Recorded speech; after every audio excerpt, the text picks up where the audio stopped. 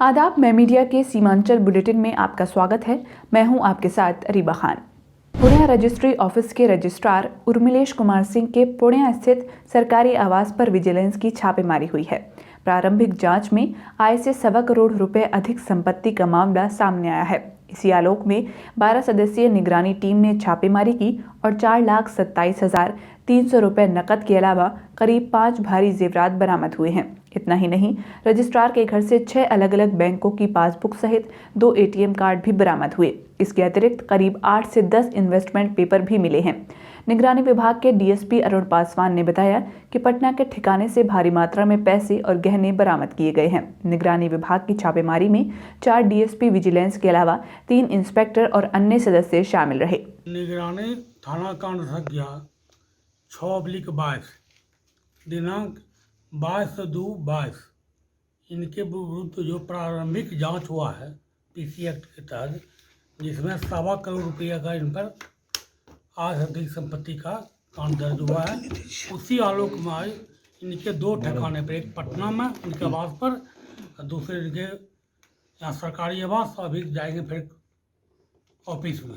हम लोग जांच किए, यहाँ भी जांच के क्रम में जो है करीब 4,27,300 रुपया नगद बरामद हुआ है और कुछ ऑर्नामेंट से हैं। कितना करीब?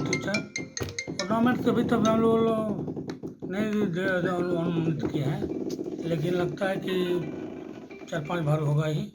पुणे में 7 सूत्री मांगों को लेकर मिथिला स्टूडेंट यूनियन से जुड़े अविनाश मिश्रा बीते 13 फरवरी से रेणु उद्यान में अनिश्चितकालीन हड़ताल पर बैठे हैं। पुणे में एयरपोर्ट की मांग को सोशल मीडिया पर ट्रेंड कराने के बाद अब पुणे प्रमंडल क्षेत्र के विभिन्न मुद्दों पर भूख हड़ताल पर सरकार के समक्ष अपनी मांग रखे हुए हैं। उनकी मांगों में पुणे एयरपोर्ट शुरू करने की तारीख तय करने, मेडिकल कॉलेज में सत्र की शुरुआत करने, पुणे में high court bench, bus stand, railway connectivity आदि शामिल हैं। इसके अतिरिक्त एएमयू किशनगंज का फंड रिलीज करने और रानीगंज में बिहार का सबसे बड़ा चिड़ियाघर बनाने की घोषणा को अमली जामा पहनाने की मांग भी कर रहे हैं।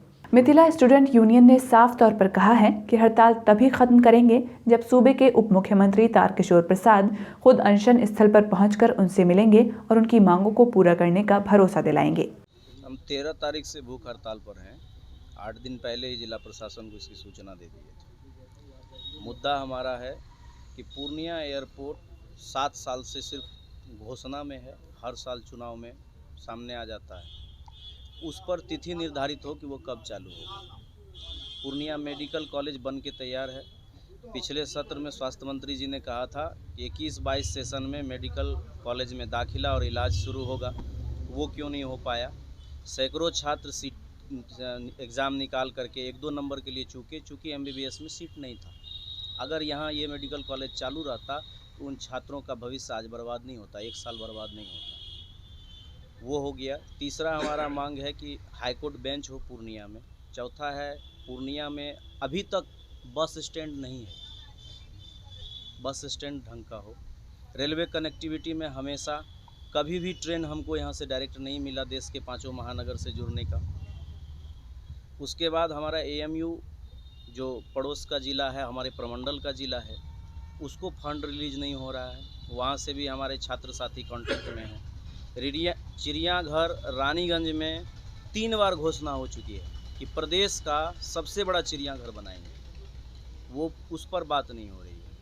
तो 252 साल ज़िले को क्रॉस किए हुए हो गया, यानी 252 साल के ज़िला में ये मूलभूत सुविधा का जो काम है ये अभी तक नहीं हो पाया है। तो हम लोगों का प्रश्न सीधे डिप्टी सीएम से, चूँकि वो हमारे क्षेत्र से हैं, कि आप बताएं कि आपके कार्यकाल में होगा कि नहीं होगा। बस यही सवाल है उनसे हमारा। इसी सवाल के लिए भूख हड़ताल पर बैठे हैं।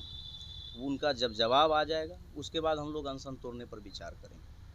कटिहार जिले के दलन मौजा हृदयगंज मोहल्ले में बिहार सरकारी जमीन से कोर्ट के आदेश पर अतिक्रमण हटाने के बाद आदिवासी समुदाय के लोगों ने जमकर प्रदर्शन किया। प्रदर्शन कर रहे आदिवासी समुदाय के लोगों ने कटिहार कोढ़ा मार्ग को सीताराम चमरिया कॉलेज के पास जाम कर दिया और सरकार के खिलाफ जमकर नारेबाजी की। लोगों का आरोप है कि खेत में लगे हुए सिकमी की जमीन को अंचलाधिकारियों ने पुलिस बल की मदद से पूरी तरह जोत दिया, जिससे भारी नुकसान हुआ है। लोगों का कहना है कि फिलहाल इस मामले में न्याय के लिए प्रशासन को अल्टीमेटम दिया गया है। और अगर उन लोगों की बात नहीं सुनी गई तो बड़ा आंदोलन होगा। स्थानीय पार्षद कृष्णा सिंह ने कहा कि उनकी पहल के बाद फिलहाल सड़क जाम तो समाप्त हो गया है, लेकिन प्रशासन को इसके समाधान के लिए कुछ पहल करनी चाहिए। प्रदर्शन कर रहे हैं कि सिकमी जमीन जो है कहीं का भी सिकमीदार हो, सिकमीदार जोतदार होता है, बटेदार होता है, सिकमी को बरगला के बेचा जाता है, लेकिन सिकमी जमीन बिकने का कहीं कोई राइट नहीं है। यहाँ से हाई कोर्ट, सुप्रीम कोर्ट या लोअर कोर्ट, कोई कोर्ट में सिकमी राइट जमीन बिकने का कोई अधिकार है और नामांतरण करने का भी कोई अधिकार नहीं है। कटिहार के प्रशासन प्लस 2-3 जिला के प्रशासन, कटिहार, पूर्णिया, अररिया और कटिहार के सीओ मिलीभगत से और कटिहार डीएम और सीओ साहब बोले कि आप जाके कल डीएम से मिले। 2 दिन से गरीब आदिवासी को जो है डीएम से मिलने के धोखाधड़ी में और प्लॉट पर जाके सरसों और मक्का लगभग 2 से 2.5 बीघा प्लॉट पर और ट्रैक्टर चला के नष्ट करने का काम किया और गरीबों का 2 घर पे उजाड़ के पुलिस के द्वारा और जो है उसमें आगे क्या चाहते हैं? आगे हम चाहते हैं कि सिकमी का अधिकार मिले, 48D के तहत उसको रसीद कायम कर दे, जमाबंदी कायम कर दे और गरीबों का उजाड़ना बंद करे। हम सरकार से मांग रखते हैं कि जिला के जो भी पदाधिकारी ऐसा किए हैं मिलीभगत से, उसको जो है बर्खास्त करें और जो उसको निलंबित करें, कड़ी से कड़ी सजा देने का काम करें। कटिहार की बरसोई नगर पंचायत ने प्रदर्शन चौक के आसपास सड़क किनारे अवैध तरीके से किए गए अतिक्रमण को हटाने का आदेश जारी किया है। एसडीओ राजेश्वरी पांडे ने कहा कि जितने भी लोगों ने दुकान व मकान बनाए हुए हैं खुद ही खाली कर दें, वरना प्रशासन बुलडोजर चलाएगा। साथ ही 2000 रुपये प्रति घंटे के हिसाब से जुर्माना सरकार के खजाने में भरना पड़ेगा। बता दें कि सरकार के निर्देश के आलोक में जगह जगह अंचल प्रशासन अतिक्रमण मुक्त अभियान चला रहा है। पूर्णिया के सदर थाना क्षेत्र अंतर्गत तिरुपति बालाजी खाद बीज दुकान में 25 जनवरी को हुई लूटपाट के मामले में पुलिस ने घटना से पर्दाफाश करने का दावा किया है। पुलिस ने बताया कि इस घटना को लेकर 8 आरोपियों को गिरफ्तार किया गया है। आरोपियों के पास से एक पिस्टल, 2 देसी कट्टे सहित 12 जिंदा कारतूस बरामद हुए हैं। साथ ही लूटा गया सामान भी बरामद कर लिया गया है। गिरफ्तार आरोपी पहले भी आपराधिक गतिविधियों में लिप्त रहा है। कटिहार के बरारी प्रखंड के ऐतिहासिक काढ़ागोला गंगा घाट पर हर साल की तरह इस साल भी माधी पूर्णिमा के अवसर पर गंगा स्नान के लिए नेपाल, फॉरबिसगंज, सुपौल, सहरसा, मधेपुरा, कटिहार, कोढ़ा, फलका, सीमापुरा, पोठिया सहित अन्य जगहों से लाखों की संख्या में श्रद्धालु पहुंचे। श्रद्धालुओं ने गंगा स्नान करने के बाद गंगा तट पर पूजा अर्चना की। कई स्थानों पर कीर्तन का आयोजन भी किया गया। माधी पूर्णिमा के मौके पर पूर्णिया सिटी काली मंदिर स्थित सौरा नदी में भी आस्था की डुबकी लगाने श्रद्धालुओं की काफी भीड़ उमड़ी। इस मौके पर बड़ी संख्या में महिला श्रद्धालुओं ने नदी में स्नान किया। महिलाओं ने कहा कि आज के दिन नदी में स्नान करना काफी शुभ माना जाता है। इस स्नान से भक्तों की सभी मनोकामनाएं पूरी होती हैं और पाप धुल जाते हैं। उत्तर दिनाजपुर जिले के कालियागंज, दालकोला और इस्लामपुर में नगरपालिका चुनाव को लेकर प्रचार प्रसार जोरों पर है। तृणमूल कांग्रेस पर्यवेक्षक की जिम्मेदारी दिए जाने के बाद परिवहन राज्य मंत्री व कलकत्ता नगर निगम के मेयर फरहाद हाकिम, विधायक सह मंत्री गुलाम रब्बानी के साथ कालियागंज नगर पालिका के वार्ड नंबर 10 के शिमुल तला मैदान में कार्यक्रम में शामिल हुए। उत्तर बंगाल विकास मंत्री सबीना यास्मीन, उत्तर दिनाजपुर जिले के विधायक और तृणमूल जिला अध्यक्ष और युवा अध्यक्ष सहित अन्य गणमान्य लोग भी उपस्थित हुए। सिलीगुड़ी में एमएसएमई और कपड़ा विभाग द्वारा उत्तर बंगाल बिजनेस मीट 2022 का आयोजन किया गया। ये कार्यक्रम बुधवार को सिलीगुड़ी स्थित कावाखाली के विश्व बंगला शिल्पी हाट में आयोजित हुआ। कार्यक्रम का उद्देश्य उद्योगों और उद्यमियों को बढ़ावा देने के लिए राज्य सरकार के विभिन्न पहलुओं पर चर्चा करना और उत्तर बंगाल में निवेश के अवसरों और संभावनाओं का पता लगाना है।